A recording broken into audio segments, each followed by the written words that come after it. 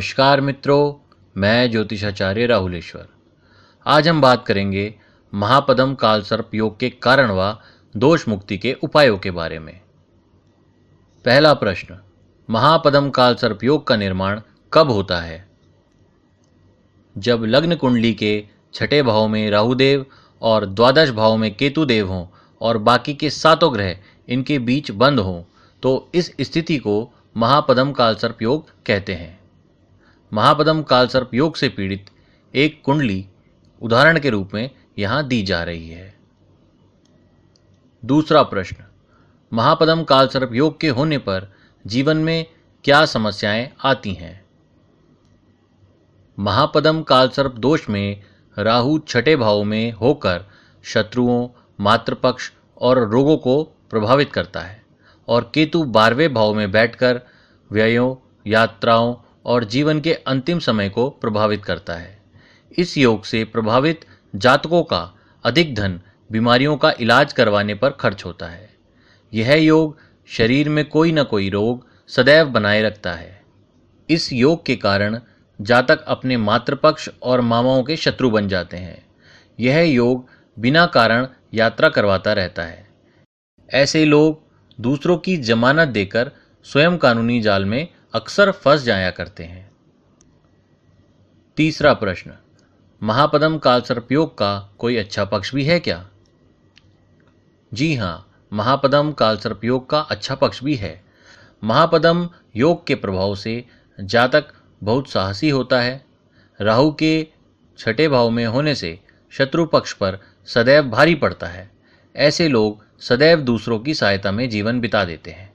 इस योग से प्रभावित व्यक्ति की शक्ति विपरीत परिस्थितियों में ही सामने आती है।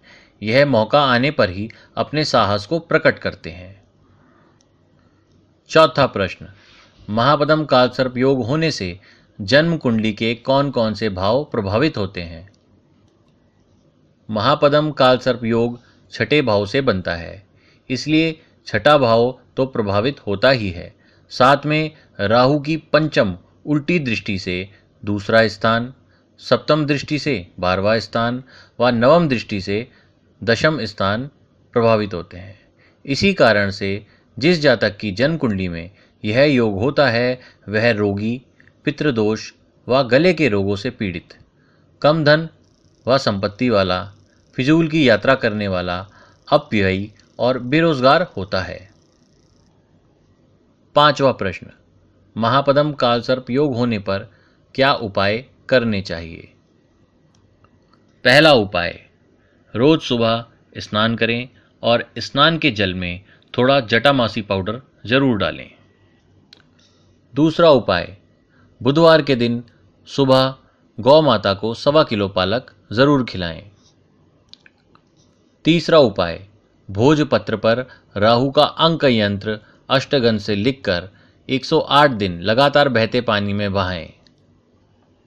चौथा उपाय, श्रावण मास के महीने में 30 दिनों तक शिवलिंग का अभिषेक दूध, गंगाजल और गन्ने के रस से करें।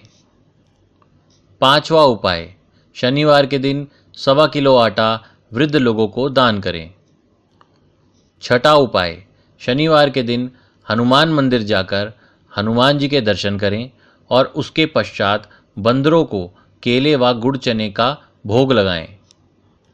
सातवां उपाय, घर की पूर्व दिशा में विष्णु जी के वाहन गरुड़ महाराज का चित्र लगाएं।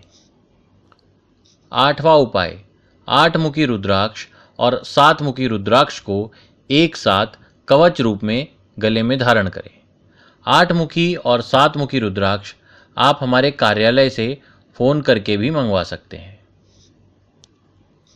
मित्रों, यदि आप भी कालसर्प दोष से पीड़ित हैं और चाहते हैं कालसर्प दोष से पूर्ण रूप से मुक्ति, तो आप हमसे व्यक्तिगत रूप से संपर्क कर सकते हैं।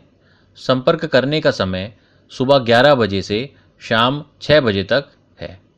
मोबाइल नंबर स्क्रीन पर दिया गया है। आज के लिए इतना ही।